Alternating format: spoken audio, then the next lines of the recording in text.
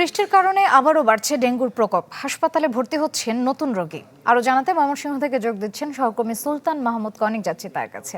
Conic, আমাদেরকে জানাবেন dengue রোগীদের বর্তমান পরিস্থিতি এবং হাসপাতালে তারা ঠিকঠাক চিকিৎসা পাচ্ছেন কিনা, বিস্তারিত জানাবেন আমাদের।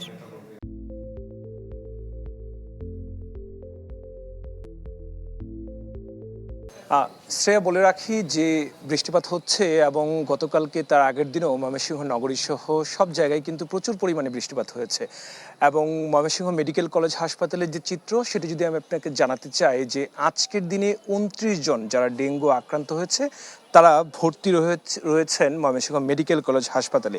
এবং এই 29 জনের মধ্যে 19 জন হচ্ছে পুরুষ, 9 জন হচ্ছে নারী এবং 1 জন হচ্ছে শিশু। বলে রাখি যে চিকিৎসক যারা আছেন তারা বলছেন যে এই সময়টাতে যেহেতু এখন এক ধরনের প্রকোপ চলছে, অর্থাৎ ডেঙ্গু রোগীর আক্রান্তের সংখ্যা কিন্তু বাড়বে, যে কারণে তাদের যে ব্যবস্থাপনা সেই ব্যবস্থাপনা কিন্তু তারা নিয়ে রেখেছেন। যদিও এখন বিভিন্ন ওয়ার্ডে, ময়মনসিংহ মেডিকেল কলেজ হাসপাতালে বিভিন্ন ওয়ার্ডে কিন্তু তাদেরকে ভর্তি রাখা হয়েছে। তবে চিকিৎসকরা যারা আছেন তারা বলছেন, কর্তৃপক্ষ যারা আছেন তারা আমাদের কাছে জানিয়েছেন যে বিশেষায়িত যে ডেঙ্গু ওয়ার্ড, সেটি যখন 50-এর উপরে রোগী ভর্তি হবে তখনই কিন্তু শুধুমাত্র সেখানে কিন্তু এই বিশেষায়িত ওয়ার্ডটি চালু করা হবে। তবে এখন পর্যন্ত চিকিৎসা সেবা চলছে।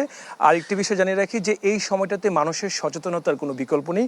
সিটি কর্পোরেশন থেকে এবং যারা এই ধরনের কার্যক্রম পরিচালনা করে থাকেন, বিশেষ করে এডিস মশার লার্ভা যেন কোনো জায়গায় না থাকে, সেই ক্ষেত্রে নির্মাণাধীন যে সমস্ত ভবন রয়েছে, বাড়ির আশপাশে যে সমস্ত ময়লা আবর্জনা জায়গা রয়েছে, বিশেষ করে ড্রেনগুলি যেখানে রয়েছে, যেহেতু এডিস মশা স্বচ্ছ পানিতে জন্মায় এবং পাশাপাশি যেখানে জমে থাকে পানি সেখানেও জন্ম নেয়, সেই কারণে যতটুকু সম্ভব সবাইকে সচেতন এবং সতর্ক থাকার কথা বলছে। চিকিৎসকরা আরেকটি কথা বলছেন যে সেটি হচ্ছে যে এই সময়টাতে যদি কারো কোনো ধরনের জ্বরে আক্রান্ত হন, সেই ক্ষেত্রে যে কোনো ধরনের বিলম্ব যেন তারা অন্তত পক্ষে না করেন। বিলম্ব না করে অবশ্যই চিকিৎসকের শরণাপন্ন হন, কারণ যেহেতু ডেঙ্গু আক্রান্ত হলে অনেক সময় অনেকে দেখা যায় যে প্লাটলেট অনেক পরিমাণ কমে যায়। সেই কারণে কোনো ধরনের খামখেয়ালি না করে যে কেউ যদি জ্বরে আক্রান্ত হয় অবশ্যই যেন চিকিৎসকের পরামর্শ নেন এবং চিকিৎসকের ব্যবস্থাপত্র অনুযায়ী পরীক্ষা নিরীক্ষা করান। এবং ডেঙ্গু আক্রান্ত হলে অবশ্যই যেন ময়মনসিংহ মেডিকেল কলেজ হাসপাতালে যারা আশপাশে আছেন তারা যেন দ্রুততম সময়ের মধ্যে সেখানে ভর্তি হন, এই বিষয়টি চিকিৎসকরা বলেছেন। শ্রেয়া, ধন্যবাদ কনিক।